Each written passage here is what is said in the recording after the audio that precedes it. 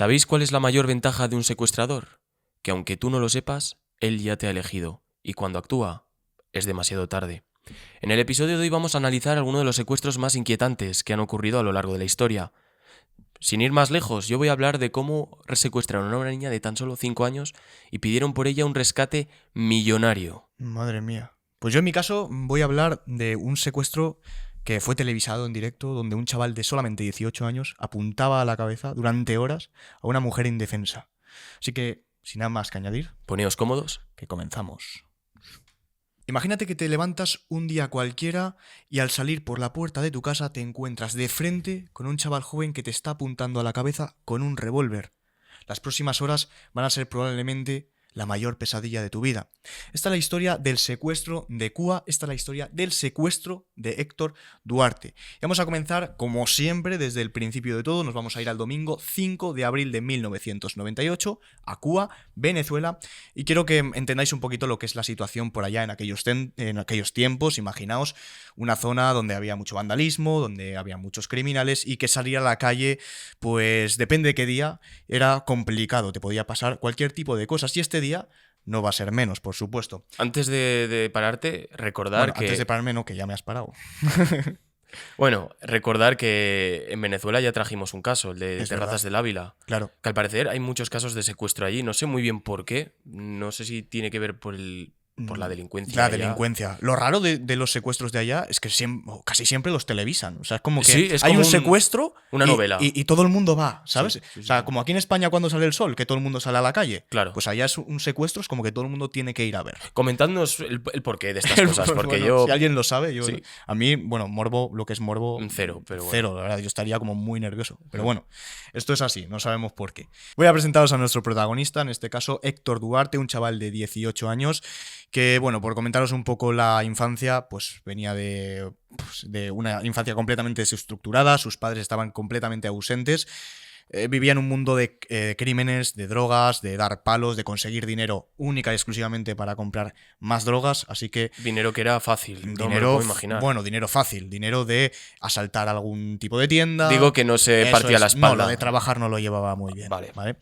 Y también voy a presentaros a la que va a ser nuestra segunda protagonista, Nancy López, de 44 años. Aquel día, 5 de abril de 1998, nos encontramos en Domingo de Ramos, y esto es importante sobre todo para Nancy porque es una mujer que, aparte de ser súper buena con todo el mundo, es una mujer muy religiosa. O sea, se pasaba la mayoría del tiempo en misa. O sea, que esa semana para ella es, bueno, Semana Santa, de lo más importante. Claro. De hecho, era tan religiosa que sus amigas le ponían un apodo, la conocían como Dios te bendiga. O sea, Dios te bendiga. Dios te bendiga. O sea, sea, he quedado con Dios te bendiga. He quedado con Conchi. ¿Quién? La Dios que te bendiga. La Dios te bendiga. Eso es. O sea, muy gracioso todo. Bueno, han sido originales. Sí, la verdad es que sí. Bueno, aquel día, aquel 5 de abril, Nancy se levantó temprano porque pues quería pasar la mayor parte del día pues en misa, bueno, la mayor parte de la mañana, pero antes de ir a misa, ella tenía que ir a pagar el alquiler del piso donde vivía. Para eso tenía que acercarse a otro bloque de pisos que estaba cerca del que ella vivía, pagar ¿no? al casero. Para pagar a la casera. Vale.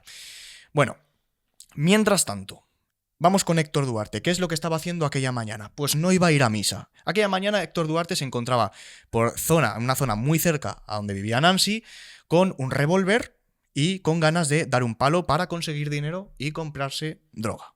Bien, en este caso iba a dar un palo en una panadería que estaba por ahí cerca. Él estaba preparado con el revólver, lo saca y antes de entrar a la panadería, ¡pum!, se encuentra de frente con la policía municipal. Claro, allá no se andan con tonterías. La policía municipal sacan las pistolas y empieza ya como una especie de tiroteo.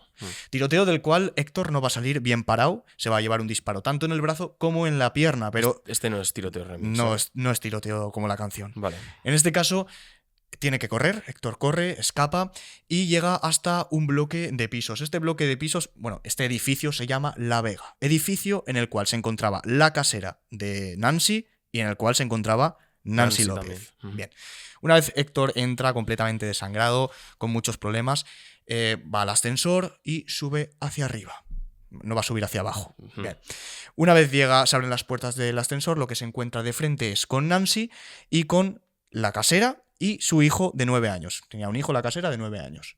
Claro, te imagínate el panorama. Se abren las puertas del ascensor y lo primero que te encuentras de frente es a un tío con un revólver. Y desangrado casi. Y desangrado. Claro, en aquel momento Héctor lo que hace es, se pone tan nervioso que se le cae el revólver. Un revólver que no sabemos muy bien de dónde la ha sacado, un revólver que estaba destrozado y que simplemente cuando el revólver toca el suelo empieza a disparar solo. Claro, estas balas hieren tanto a la casera como al niño de 9 años. Mortal. No fue mortal, pero jodido, Sí. ¿vale?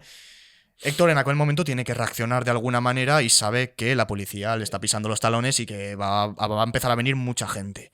Así que coge tanto a Nancy como a la casera y a su hijo y los mete dentro de aquel piso, el piso donde vivía la casera. Una vez están ahí dentro, lo que hace primero es atar a una silla tanto a la casera como a su hijo. Y antes de atar a Nancy, que era, como ya he comentado, tan buena persona, tan creyente y tal, se da cuenta de que Héctor está desangrándose, está perdiendo mucha sangre y le cura. Le ayuda a curarle, le pone algo para que no sufra, tal. Después de esto, Héctor, que ni siquiera le da las gracias, la ata también a una silla y ahí se quedan los 3. Bueno, los 4. Bien, ¿qué va a pasar a continuación? Empieza a llegar policía. Y policía. Y aparte de policía, empieza a llegar la prensa y gente. Montan allá como una especie de trinchera fuera de lo que es el edificio de La Vega para que no pueda escapar de ninguna manera. Minutos se había convertido en un secuestro con rehenes. Eso ya era un secuestro con rehenes. Claro, aquí es donde empieza la negociación.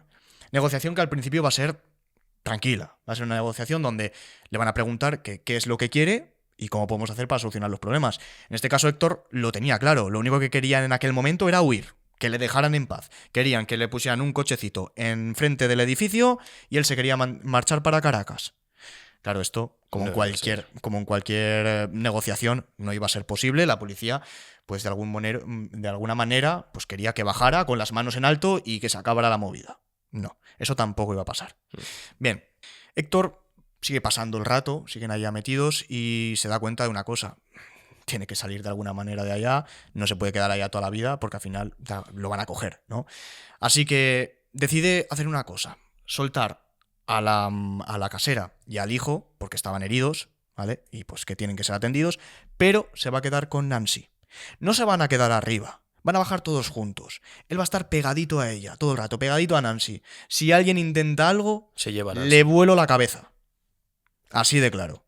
Claro. O sea, él era como su seguro de vida, ella. Era la garantía de seguir vivo. Exacto. Así que salen del piso, empiezan a bajar las escaleras. Ya por las escaleras, mientras van bajando, se van encontrando a policías que están apuntando todo el rato, sin disparar, sin nada, ¿vale? Nancy en aquel momento pensaba pues que eran como sus ángeles de la guarda, pero claro, no podían hacer nada. Si intentaban cualquier cosa, este tío iba a disparar, Héctor iba a dispararle en la cabeza. Sí. Quiero que os pongáis en situación.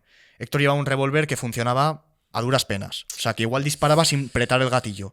Y él tenía el tambor del revólver, lo tenía... bueno, no sé si se llama tambor, pero la parte esta que tienes que bajar con el dedo, sí, ¿vale? Para luego disparar. Pues lo tenía bajado. Y con el dedo en el gatillo. O sea, que si hubiera apretado el gatillo... El típico tic que te da así tonto... Y a tomar por saco. Y Nancy se le vuela la cabeza. Dios te bendiga, pero para arriba. Eso es. Pero del todo. A San Pedro, tú. Literal.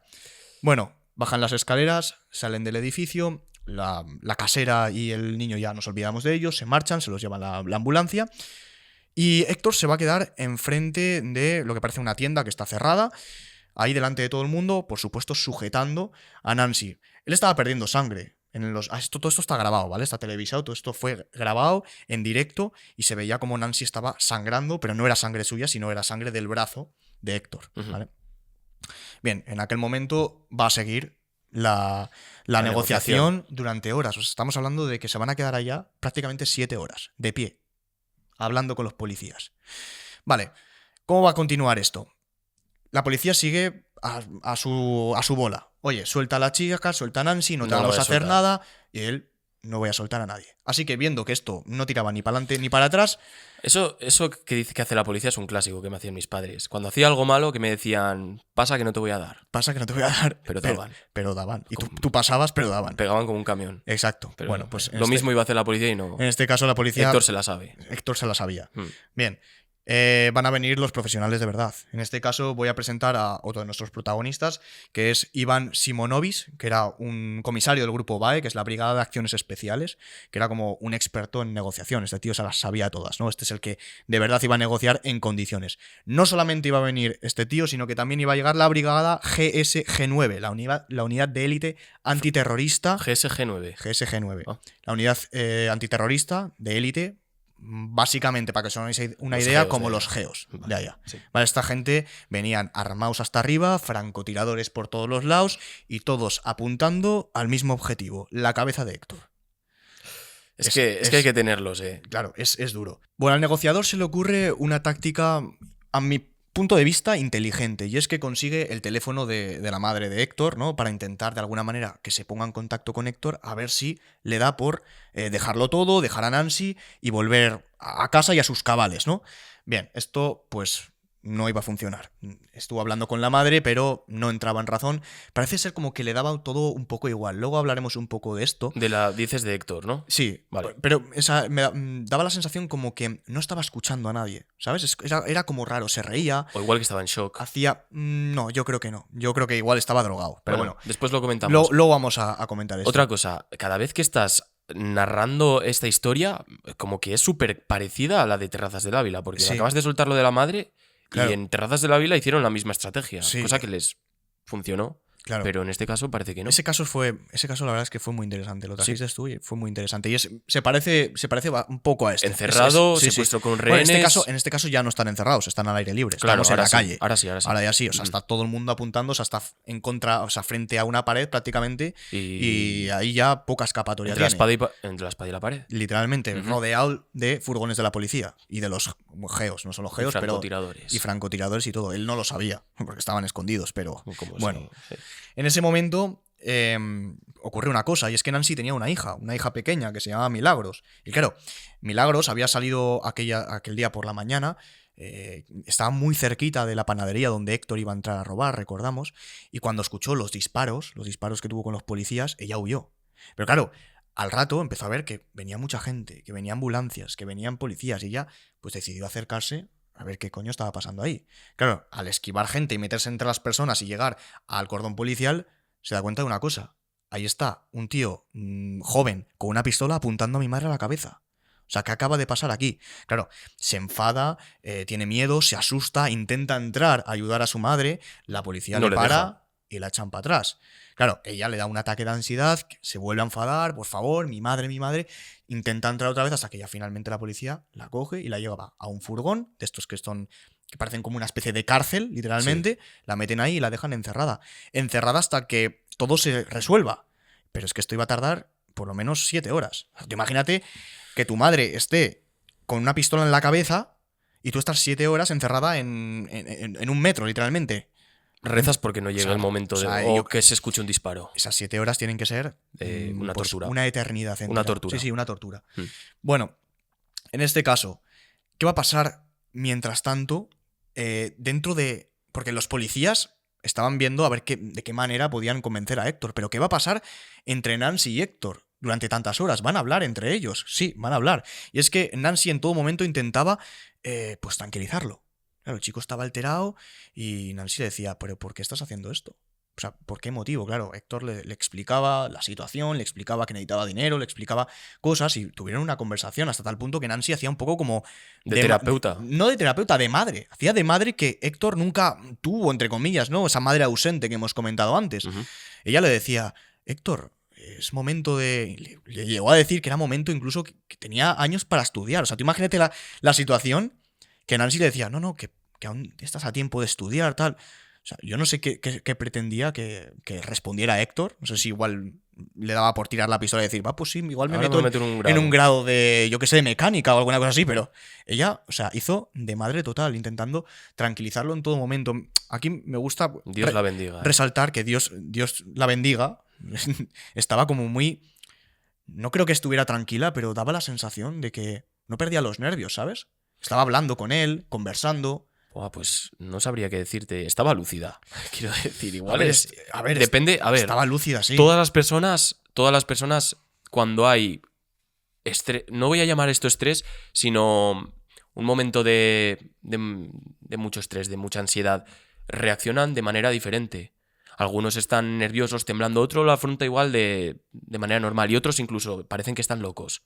Claro. Y que no reciben Bien, estímulos, ¿me ya, entiendes? también Como te que digo están parados. que quizás si se hubiera alterado y hubiera estado nerviosa y gritando y tal, Pues la hubiera pues, palmado en el minuto 2. igual le hubiera pegado un tiro. O sea que yo creo que reaccionó bastante bien. O igual es la forma de ser de la persona. Sí, a ver, era una chica muy tranquila, o sea que podría ser. Pues podría ser, sí. Bueno, la policía sigue hablando con él y en este caso la policía le preguntaba a Héctor, oye, ¿hay alguna alternativa de hacer algo? ¿Podemos hacer algo? A lo que Héctor siempre respondía, sí la hay, me matan a mí y yo mato a la señora. No es lo mejor que puede pasar en esta situación. O sea, palabras textuales que está grabado de Héctor. O sea, él en ese momento lo único que pensaba es que la mejor situación era que lo mataran y que él se cargara a la señora. O sea, no había ninguna otra alternativa. Ya se le había olvidado el coche, ya se le había olvidado absolutamente todo. Recordemos que estaba siendo apuntado por 27 francotiradores. Yo creo que Claro, pero igual no sé si él lo sabía. A ver, era una situación en la cual él era delicado. Era muy complicado que escapara. A plena luz del día, al aire libre, yo creo que ahí habla otra persona. Pero igualmente él no tenía ninguna intención de entregarse. Claro, en este momento la policía ya tiene que empezar a analizar la situación.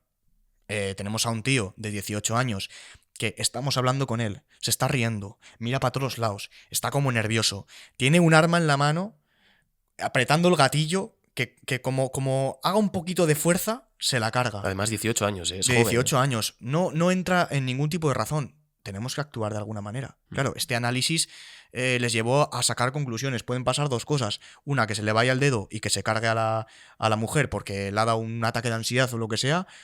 O la mejor situación que puede pasar, que uno de nuestros francotiradores le pegue un tiro en la cabeza. Y que no falle. Y que no falle. Claro.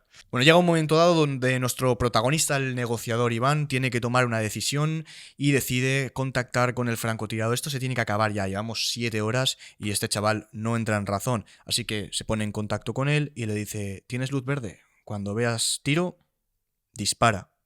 Así que nos ponemos ahora ya así en el cuerpo del francotirador. Imagínate los nervios. Nervios de acero. Nervios de acero. Pero no puede fallar. Si falla, este tío va a disparar a la mujer. Así que apunta directamente a la cabeza y en un momento dado dispara. ¿Y le dio a la mujer? No le dio a la mujer. Le dio a Héctor en toda la cabeza y perdió la vida. Acabando así la situación de rehenes. Claro, esto está grabado, esto se ve en televisión, como literalmente Héctor cae a plomo. Está grabado. Está grabado y yo lo he visto, como Héctor cae a plomo al suelo. Nancy grita del susto, pero acaba corriendo, sale bien, se la llevan directamente en ambulancia porque tenía un ataque de ansiedad enorme. Pero lo que pasa en aquel momento es que toda la prensa empieza a ir para adelante para grabar al chaval, para ver si está bien. En este caso los policías le dicen que ha sido un disparo de certero en la cabeza, tiro limpio. Se acabó, está muerto. Era lo único que podían hacer. Yo, bajo mi punto de vista, creo que hicieron lo correcto. Obviamente, pelos de punta. Dentro de lo que cabe, me refiero, matar a alguien no está bien, no está nada bien. Pero era un chico que probablemente estuviera bajo el efecto de las drogas y que no atendía nada. Era como si su cerebro estuviera completamente apagado. Así que, ¿qué pasó después de esto? Os preguntaréis. Pues Nancy realmente no iba a acabar muy bien, porque unos días más tarde tuvo una entrevista donde ella, tranquila, dijo que ella que vela por Héctor Duarte, que al final era un chaval muy joven, que no se merecía esto. Y que, pues bueno, la culpa pues tampoco era suya del todo, porque también venía de una infancia muy jodida y que allá donde estuviera, pues le deseaba lo mejor, ¿no? Por así decirlo, en el cielo. Sin embargo, Nancy los siguientes meses lo iba a pasar muy mal, porque el padre de Héctor Duarte le iba a acosar. Le iba a culpar por el asesinato de su hijo. Hasta tal punto que tuvo que irse de su casa, de su piso donde vivía con sus hijas, para abandonar el lugar e intentar pues que este hombre no le acosara. Después, cuando volvió a los meses, al tiempo, iba a tener otro problema, y es que se le había metido una especie de una mujer, una ocupa, en casa, en el piso, y luego tuvo problemas para echarla de allá. O sea que Nancy iba a tener los siguientes meses, y ya no era suficiente con lo que había vivido aquel día, pues iba a estar jodida. O sea que el padre de Héctor Duarte, vino a acosar a la mujer, a Nancy, porque dijo que el asesinato de su hijo era culpa suya. O sea, imagínate qué culpa tiene esta mujer que tu hijo esté enfermo. En un sitio y un momento que no eran los adecuados, ¿la ha tocado? Pues mira, escúchame, ya viendo al padre, La estupidez humana, pues ya no viendo tiene- eso, no ya tiene viendo límites, eso, o ¿no? sea, en plan, ya te lo puedes imaginar. Pobre Nancy, ¿eh? Pobre Nancy, Con lo sí. buena mujer que es. Pues sí. Y Dios lo te de la bendiga. Ocupa, y al final la logró echar. Sí, la Imagino, logró ¿no? echar Después de ya mucho y, tiempo. claro, y luego ya vivió una vida completamente normal. Bueno, al menos no fue una tragedia de perder a alguien o algo así, pero Bueno, un apenado de Héctor, pero bueno, es que se lo merecía. O sea, nadie se merece la muerte, pero, A ver, yo pero creo es que aquí- que su cerebro estaba como apagado, ¿sabes? yo creo que aquí cada uno toma su camino, ¿no? Exacto. Entonces hay consecuencias, ¿no? Eso es. Lo que dices, nadie se merece la muerte y Pero era, pues, era lo único que podían hacer. Lo único que podía hacer Héctor era entregarse para salvar su vida. Pero no sé qué era lo no que- se quería entregar. No sé qué era lo que pasaba por su cabeza, Nada, porque yo creo pero que era iba un chico drogado. joven. No lo digo por experimentado, más que nada porque es un crío aún, Ya ¿sabes? tenía Es toda la como vida que- por delante, sí. no que tenga toda la vida, sino que ya no es lo mismo una persona de 30 años que una de 18, ¿sabes? Es como menos consciente de lo que está pasando Ya, sí. y de toda la gravedad de la Cierto. situación. Pues así termina la historia, un poco cruda, ¿no? Por así decirlo, termina un poco mal. Bueno, bien para Nancy, pero mal para Héctor. Y espero que os haya gustado. Es una historia un poquito más cortita, pero yo cuando lo he visto me puso los pelos de punta de tal manera que dije, esto lo tengo que traer sí o sí. Me ha recordado mucho a Terrazas del Ávila. Sí, Ya lo he es muy dicho parecido. durante... 3 veces. Lo he dicho 3 veces, pero... Pero sí. lo vuelves a decir. Sí, no lo pasa vuelvo a nada, decir. Te perdonamos. Y es que sabes que es lo peor, que hay casos que son parecidos a este también. O sea, Claro. por eso he mencionado lo de Venezuela al principio. Ya. Pero bueno, Bueno, si os ha gustado, ya sabéis, el like, apoyo se agradece muchísimo. Y ya te dejo con tu historia. muy bien. Pero No no sin sin antes- antes... Esta vez no hay publicidad. No hay bueno, no hay nunca, pero. No hay nunca, pero bueno. A plena luz del día, un BMW blanco iba a ser interceptado por 2 coches. De esos 2 coches iban a bajar un grupo de secuestradores con un único objetivo: secuestrar a una niña de tan solo 5 años, en plena luz del día. Pero no sin antes, vamos a comenzar la historia desde el principio de todo, ¿no? ¿Cómo se origina esto? Nos vamos a trasladar a la ciudad francesa de Toulouse. Dentro de la prisión se encontraba un grupo de delincuentes que estaban tramando algo, estaban hablando, ¿no? Parecía que se trataba de una conspiración, pero lo que en realidad era una charla. Hablaban de secuestros. ¿Cuál es la mejor forma de hacer dinero? Golpes, atracos, decían. No, eso es muy peligroso, vamos a llamar mucho la atención. ¿Y qué tal? Tengo una idea. Tengo una idea para convertirnos en millonarios. ¿Qué os parece secuestros a niños ricos? Al principio todo el mundo dudaba. ¿Acaso esto es viable? Y lo mejor de todo, la gente va a pagar. Pero necesitamos gente con recursos, necesitamos gente con presupuesto alto. No podemos secuestrar a un... Hombre, a ver, si puestos a secuestrar a alguien, vas a buscar a alguien que tenga dinero, ¿no? Digo Eso yo. es, tenemos que secuestrar a alguien con poder, alguien con dinero. Esas personas tenían una idea en la cabeza y la iban a llevar a cabo. Aquellas personas se llamaban Jean-Louis Camerini y Ángel García Menéndez, que eran 2 amigos, eran compañeros de celda. Y esta idea se les ocurrió en uno de esos paseos matutinos que tenían durante el receso en la prisión. Este plan lo iban a llevar a cabo. Y vamos a pasar unos meses más adelante cuando Jean-Louis Camerini, uno de estos protagonistas, se va a fugar de la cárcel. En ese momento ya no vamos a saber nada más de esa persona, pero lo que vamos a saber es que se iba a fugar y se iba a mudar a Málaga, donde se va a desarrollar esta historia. O sea, es en España. Correcto, es en España. Vale. Antes he comentado que uno se llamaba Ángel García Menéndez. Eso no es un nombre muy francés, Muy ¿no? francés no suena, la verdad. No, pues Suena muy bueno, español. la persona era de España, pero estaba residiendo en Francia. Vale. Y había conocido a este colega, ¿no? Y estaban hablando de hacer este palo juntos. Vale. Porque después vamos a traer a la historia de nuevo a Ángel. Era 1986 cuando se había fugado. Y nos vamos a trasladar un año después cuando llega a Málaga, ¿no? Y aquí es donde se va a desarrollar toda esta historia. El Ministerio de Interior de Francia ya había enviado una carta al Ministerio de Interior de España de que había una serie de delincuentes que se habían fugado y que iban a llevar a cabo algún secuestro. No se sabe a quién, pero que tuvieran cuidado, porque sabían de lo que tramaban. Ah, o sea que ya tenían la información. Tenían algún chivo expiatorio que había dado esa información y Vale. sabían que se había ido a España, no sabían a dónde. Entonces esta información se la dieron al Ministerio de Interior de España. Claro, esta carta llegó pero nunca se abrió, nunca se leyó. Qué bien, Así la que burocracia. así que se quedó por debajo del montón de papeleo que tienen las oficinas y ahí se quedó durante varios meses, hasta Vale. que nos vamos a trasladar al año 1987. El que había comentado Jean-Louis Camerini iba a llegar a Málaga y iba a conocer a dos personas, otros dos compatriotas suyos, que se llaman Jean-Pierre Santoul y Nadine Etienne. Esto era un matrimonio del cual había nacido la hija Melanie, que era compañera de clase de una niña de Sí. gran estatus, Claro, de mucha pasta. de mucha pasta. Que eran los dos franceses, imagino, la pareja. Sí, Por los nombres, básicamente. claro, y necesitaban un objetivo. Ya habían hecho migas con Camerini y estaban buscando a la persona adecuada. Necesitamos a alguien con poder, como os he comentado. Y la compañera de clase parecía la persona adecuada, parecía la persona de dinero. Pero ¿quién era aquella niña? ¿Quién era la compañera de la hija de este matrimonio? Pues esta niña era hija de unos padres que eran poderosos. No va a ser hija de unos tíos, ¿no? Va a ser hija de unos padres. Vale, sí. Bueno, el padre era un empresario libanés que hizo fortuna en Arabia Saudita y también tenía una serie de discotecas también en Reino Unido, que, dato curioso, los Beatles, A ver. los Beatles querían dar un espectáculo en una de estas discotecas Sí. suyas, ¿no?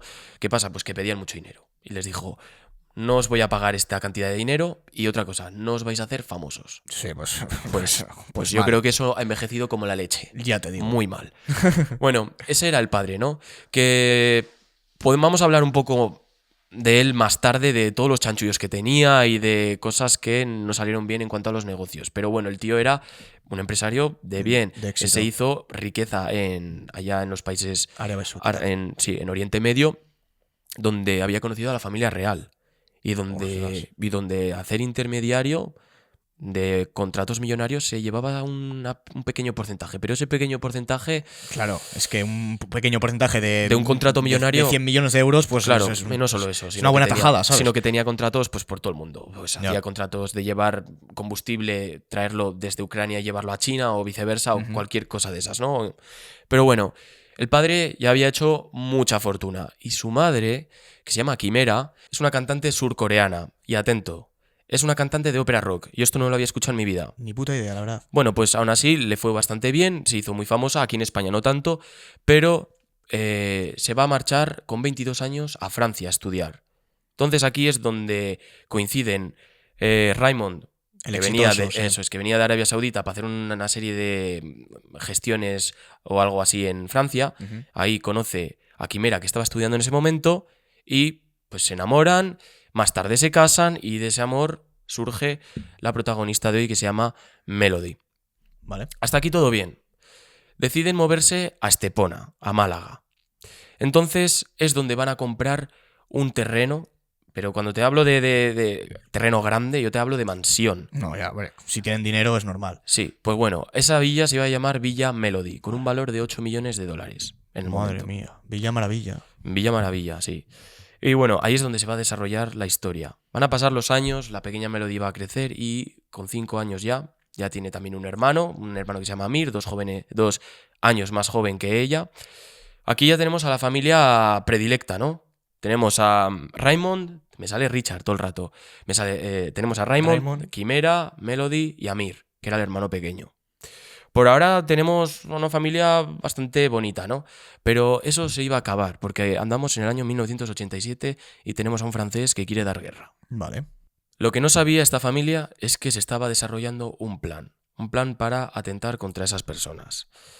¿Qué es lo que ocurre a continuación? Durante una fiesta en aquella casa, una fiesta de disfraces, iban a llegar pues todo tipo de personas para animarlo, ¿no? Como unos payasos, vamos a dejarlo ahí.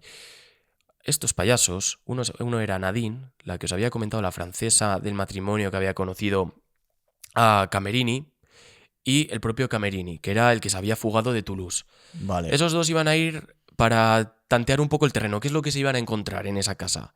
Técnicamente sabían que esa familia tenía mucho dinero y sabían que si raptaban a la niña iban a pagar. Quién sabe, igual se podían llevar al Amir también, al pequeño. Joder, ya 2 por 1, ¿no? Sí. Iban a llegar de payasos disfrazados. Y al principio iban a pasar desapercibidos. Nadie se iba a enterar, nadie se iba a percatar de que iban a ir para observar qué es lo que se iban a encontrar. Iba a pasar la fiesta y al terminar vuelven a casa y dicen: Sí, creo que tenemos un objetivo. Creo que tenemos que hacerlo. Iban a pasar varios días, estaban empezando a hablar, necesitamos a gente. ¿Y quiénes son los que iban a llegar para ayudar con esta tarea? Bueno, uno de ellos iba a ser Ángel García Menéndez, El excompañero, el ¿no? compañero Bueno, sí, de cárcel que estaba en Toulouse. Él iba a llegar y durante el próximo día, el día 29 de septiembre del 87, iba a llegar a Estepona desde Gibraltar un yate de 10 metros de eslora, de donde él se iban a bajar 2 personas que iban a contribuir a la causa. Estas 2 personas eran Alain Coulier y Jean-Marie Cariol. Joder, qué nombres. Franceses también. Franceses también. Y más tarde llegaría Ángel. Aquí ya tenemos a todos los componentes listos. Tenían que prepararse. ¿Cómo lo iban a hacer? Es sencillo. Vamos a esperarles fuera de casa, fuera de su residencia, y vamos a ver qué es lo que van a hacer, cuál es la rutina que van a seguir, cuántos coches van, si tienen guardaespaldas o no. Claro. Era una familia poderosa. Y también una niña de 5 años, pues supongo que sola no va a salir de casa. Y sola no iba a salir de casa. Claro. ¿No? Estaban observando. La única manera de interceptarlos era cuando iban a ir al colegio. Y quién sabe, antes os he dicho que se podrían llevar a los 2. Si se llevan a los 2, Claro, la cantidad de dinero es grande. Claro, es más grande, porque ya no va a ser solo uno. Ya, claro. Entonces, ya estaban preparando todo. Pasamontañas, empezaron a comprar escopetas, empezaron a comprar analgésicos, todo. Lo tenían todo listo, pero había que llevarlo a cabo. ¿Cuándo iba a ser ese día? Pues ese día iba a llegar el 9 de noviembre de 1987, cuando ya estaban preparados para dar el golpe. De aquella casa iba a salir un BMW blanco. ¿Y quiénes eran los que estaban dentro de ese BMW? Vale, dentro de ese BMW se encontraban Raymond Jr., que era el hijastro de Raymond, ¿no? Uh-huh. Se encontraba también su mujer y se encontraba la hermanastra, que era la hija de Raymond Sr., ¿no? Vale. Que era Melody. Hasta aquí bien. ¿Qué pasaba con Amir? Él también tendría que ir a clase, ¿no? Claro. Pues no. Se encontraba mal, estaba resfriado y no le dejaron ir a clase, por lo cual se salvó de un destino, quién sabe, trágico, ¿no? Vale, tenemos ya los componentes. Salen de casa, van a ir dirección a clase, ¿no? Para dejarlos allá. Hasta aquí todo bien, pero mientras está conduciendo, el hijastro se da cuenta por la ventanilla del coche que les está siguiendo un coche rojo. Bueno, nos está siguiendo, ¿no? Él está en la carretera, bueno, es sí, normal. Eso es que puede ser que no le siga. Pero hay un factor aquí que lo descuadra por completo. Ve que la gente que se encuentra dentro va con pasamontañas. Un factor importante, la verdad. Sí. Vuelve a mirar al frente y se encuentra una furgoneta que le está bloqueando el paso. Pone el pie en el freno. Pone el pie en el freno y está a centímetros de llevárselo por delante. Cuando se da cuenta, ve que no tiene escapatoria. Intenta marcha atrás, pero el coche rojo ya la ha bloqueado. De aquel coche rojo se bajan 2 personas y de la furgoneta otras 2. Las 4 iban armadas, con escopetas. No sabía qué es lo que querían. Querían el coche. Llevaos el coche. No. Abren la puerta de atrás y se llevan a Melody. Esto para el padre iba a ser... duro, normal, a ver. Duro, pero sobre todo le iba a enfadar mucho porque el hijastro no iba a hacer nada. A ver. Vale. Estoy hay 4 tíos con escopetas. Armados hasta los dientes. Vale, sí. O sea, yo puedo llegar a entender. Sí, y se cabreó mucho con él hasta el punto de que ni le habló después de eso. Ya. Pero bueno, vamos a seguir con la historia. La bajan del coche, la meten en la furgoneta se escapa, se marcha ya.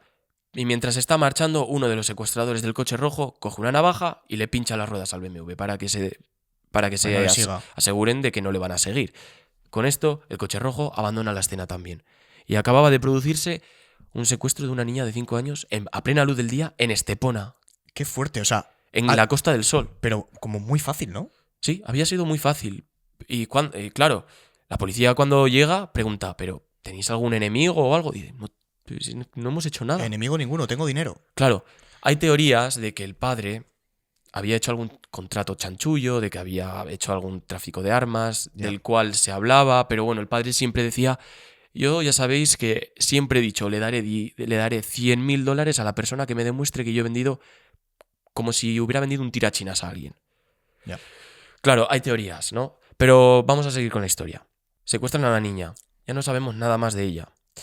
Aquí Lo que pasa es que cuando llega la policía le dicen al padre, bueno, ha ocurrido esto, vamos a iniciar una búsqueda para ver si alguien ha visto aquella furgoneta, si alguien ha visto ese coche rojo, y no lo encuentran hasta que horas más adelante encuentran la furgoneta. Parece ser que les puede llevar alguna pista, pero ven que la furgoneta no tiene nada. Era 1987 y bueno, pues ya sabéis que los métodos de investigación ahí están un poco obsoletos. No había teléfonos ni había nada, entonces pues complicado. Claro, se dan cuenta de que la furgoneta está robada, de que la matrícula es falsa, no hay nada en su interior, no encuentran nada y no les lleva a ningún lado. La policía es incapaz de seguir con esta investigación, no tienen de ningún hilo del que tirar. Y lo peor de todo, empiezan a llegar periodistas, empiezan a utilizar los medios para que los padres pidan, por favor, no le hagáis nada a la niña, ¿dónde está la niña? Pero Claro. en algún momento tienen que hablar los secuestradores y Correcto. pedir dinero a cambio, que es lo que quieren al final. Claro, los padres piden públicamente que no les haga daño. Les piden, por favor, no le hagáis daño, dadle de comer, porque es una niña muy pequeña, lavadle el pelo y todo eso. Eso pide la madre. Sí, ya, bueno. Y bueno, es hasta que el tercer día hay una respuesta de los secuestradores. En aquella llamada, la persona que estaba hablando hablaba en español, pero era un español un tanto extraño. Tenía como un acento como a francés, como afrancesado. Claro, la policía detecta esto y dice, mira, tenemos como un pequeño hilito, pero necesitamos más pista, necesitamos algo más. ¿Qué era lo que pedía el secuestrador? Bueno, el secuestrador, que se hacía llamar Oscar, pedía una suma millonaria de 13 millones de dólares, en billetes de 50. La familia no sabía muy bien si pagarlo o no, podía tratarse una trampa. Imagínate si a la niña le hubieran hecho algo. Hubieran pagado Y la niña está muerta. y la niña está muerta. Ya, vale. Durante los siguientes días van a jugar al tira y afloja con ellos para pedir pruebas de vida, para ver si pueden aflojar un poco esa cantidad, cosa que vamos a ver más adelante, ¿no? Hay otro problema, y es que en la situación española de aquel momento, los bancos no podían procesar largas sumas de dinero cuando tú pagaras. No sé si me explico. ¿Por qué digo esto? Porque en el momento, voy a volver otra vez, que yo creo que hasta nos gusta hablar de ello, había una banda terrorista que se llamaba ETA, Ya. que también hacía este tipo de cosas, secuestraba, y los bancos, bueno, el gobierno español había prohibido hacer transferencias de grandes sumas de dinero para evitar lo de los secuestros. Ya. Entonces esto imposibilitaba un poco Ese pago, ¿no? ese pago. Eso era una putada que tenían que tener en cuenta. Así que empezaron a bajar la suma de dinero. Empezaban a bajar la suma de dinero y no solo eso, sino que la familia también pedía ayuda y la gente de España, la gente de los alrededores, también se ofrecía pues pequeñas donaciones. Incluso un belga hizo una transferencia de $1 millón. Ostras. Sí. Cosa que se la devolvieron, le dijeron, oye, no hace falta tanto, pero una pequeña cantidad para un granito de arena es suficiente para nosotros. Sí. Por ahora, bueno, no hay respuesta. Pero no solo eso, sino que también un grupo de empresarios pone 10 millones de pesetas, a lo que la familia suma otros 5 millones, y cuando ven que no van a ir a ningún lado, los policías no encuentran nada, deciden volver a sumarle 5 millones al premio, a la recompensa, si encuentran a la niña o si hay alguna información de la niña. El problema es que no encuentran nada, y es hora de llamar a la caballería, ¿no? Iba a llegar un destacamento de Madrid a la comisaría de Estepona. La comisaría de Estepona se iba a convertir en un centro de operaciones, donde iban a luchar contra el reloj para traer a la niña de vuelta. Aquel líder, aquella persona que iba a liderar todo esto, se llamaba Pedro Rodríguez Nicolás, comisario general de la Policía Judicial. ¿Y qué es lo que iba a hacer este señor? ¿O qué es lo que tenía? Este hombre tenía un as en la manga. Él, durante los días previos antes de ir a Estepona, había encontrado una carta. ¿Os acordáis de la carta que había enviado el Ministerio de Interior francés? Vale, sí. Pues esa carta, que estaba enterrada bajo toda esa pila de hojas, la había encontrado. Y cuando la empezó a leer ya se estaba percatando de ciertos nombres. De Ángel García Menéndez. Empezaron a investigarle, porque estaba en Toulouse. Se fue a Francia, pero era de España. Tenía como un chalet alquilado en Madrid. Empezaron a seguirle la pista para ver si podían encontrar algo. También, recordemos, teníamos a un hombre que hablaba francés en el teléfono. Tenemos a esta persona también que se mencionaba. Y en esa carta se hablaba de que había un grupo de personas que estaban tramando un secuestro donde aparecían las palabras niños ricos. niños con dinero. Ya, Entonces, se empieza a hilar todo un poco. Pedro empieza a darle al coco y dice, puede que tengamos algo aquí. Sospechosos. Mm. Ujú. Los padres piden pruebas de vida, ya por fin. Empiezan a pedir algo que les demuestre que la niña sigue viva para poder procesar el pago. Claro, aquí los secuestradores se dan cuenta de que es cierto. Empiezan a cortarle mechones de pelo, se los empiezan a enviar. Y no solo eso, sino que le hacen una foto a la pequeña Melody donde aparece sujetando el periódico de aquel día para darse cuenta, para darles a entender que es el día de hoy Ujú. y de que Melody aún sigue con vida. Ostras, Mm. es buena idea. Aquí todo bien. Empiezan a negociar y tienen que bajar la suma. Tienen que bajar la suma porque es imposible. Empiezan a bajar la suma y ya no son 13 millones. Ahora la bajan a 5. Pero claro, los secuestradores dicen algo. Una cosa os decimos. Sabemos que que el valor de la casa es de 8 millones. Así que si no queréis, pues si no pagáis es porque no queréis. Ya. Días después, la pequeña Melody la ponen en la silla y le obligan a grabar algo, ¿no? Un audio. En este audio ella aparece diciendo, papá, ¿por qué no pagas? ¿En serio? Sí, sí, sí. Hostia, qué lamentable. Sí, bueno. Estoy muy triste, quiero veros a ti, a papá y a Mir, por favor, pagar, porque si no estoy muerta. Ostras. Sí. Bueno, van a pasar los días y no iban a recibir ningún tipo de pago, por si lo La familia, pensabais. en plan, un poco rata también, ¿no? En plan, como que, no sé, aprecia un poco a su hija. O sea, pueden pagar, pero no, es que no te voy a pagar. Escucha, lo de O sea, como llevar, se la lo pela. de regatear en el mercadillo, para esta gente es Sí, como sí. otro plano astral, No, ¿sabes? no, lo que pero te quiero tal decir? cual, o sea, esto parece Sí, el sí, mercadillo, pero a nivel regatear a otro extremo. nivel. Sí, sí, sí, sí. Bueno, la cuestión es que van a pasar los días y donde Nadine, ¿os acordáis de quién era Nadine? La francesa que ayudó a Camerini cuando Sí. llegó a Málaga. Bueno, Nadine estaba metida en la escuela porque es madre de una hija compañera de Melody. Ujú. Entonces ella organizaba colectas, manifestaciones, a pesar de que era la cerebro de toda esta operación. Ostras. Sí, sí, sí. Organizaba colectas, sus manifestaciones para siempre, pues como no dar... Y no dar pie a entender que tú Claro. tienes algo que ver. Eso Claro, es, claro, claro. Y bueno, empezó la policía a hacer redadas porque ya era tarde. O sea, tenían que actuar ya, se les acababa el tiempo. Empezaron a registrar toda la Costa del Sol, registraban casas.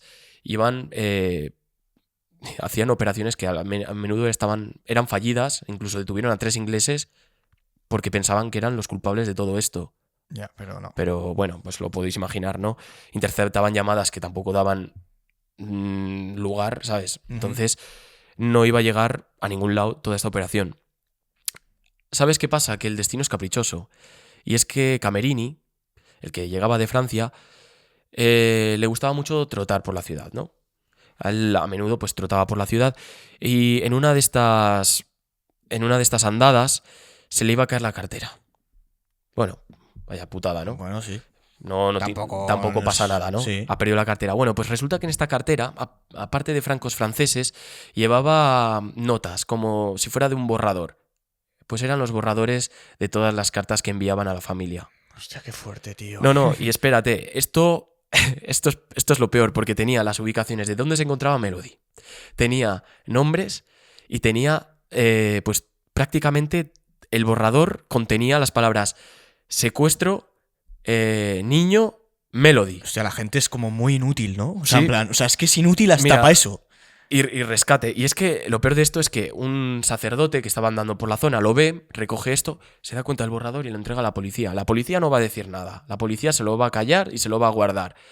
Claro, después de ver esto, dice, bueno, pues Pues nada, pues ya gracias, está. aquí se va a terminar todo. Y bueno, va a seguir toda la travesía. Camerini, claro, empieza a llamar a la gente, pero la policía ya tenía pinchado su teléfono porque ya sabían que este No. tío era sospechoso. Sí, no. Le pinchan el teléfono y bueno, pues ven que el tío es francés, ven que el hombre está muy preocupado y llama, he perdido la cartera y ahí estaban todos los documentos. Es que sí. Es que es surrealista. Uf, qué inútil, tío. Es que es surrealista. Fuck. Pillan todo esto y empiezan a seguir a Camerini sin que él se dé cuenta. Todo esto iba a llegar al lugar al 19 de noviembre, 10º día después del secuestro.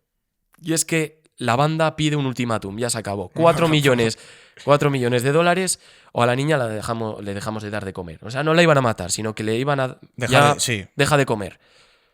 Bueno, La policía se da cuenta de que ya tienen que intervenir.